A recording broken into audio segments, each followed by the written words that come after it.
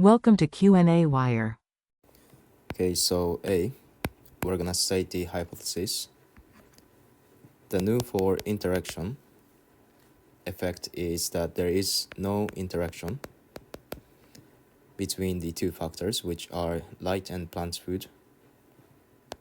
And alternative is that there is an interaction between the two factors. Now for light effect, we have the nu of there is no difference in mean growth with respect to light. And for alternative, we have there is a difference in mean growth with respect to the plant food or with respect to the light. Now, for plant food, it's stated in a very similar way. Just replace the light with plant food. Now we're gonna create a ANOVA table, two-way ANOVA table, and here I have a code in Python to create the ANOVA table, and here is the result that we have.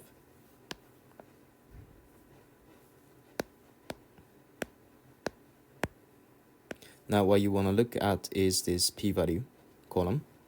Now for factor 1, this is the plant food. We have the p-value of 0.001. Now this is less than the significance level of 0.05. So we conclude that there is factor 1 has an effect on the mean growth of the plant. Now for factor 2, we have the p-value of 0.09, which is larger than the significance level. So there is no sufficient evidence to conclude that the light has an effect on the plant growth. Now for interaction between factor 1 and 2, we have the p-value of 0.26, which again is larger than the significance level of 0.05. So again, we don't have a sufficient evidence to conclude that there is an interaction between the light and food.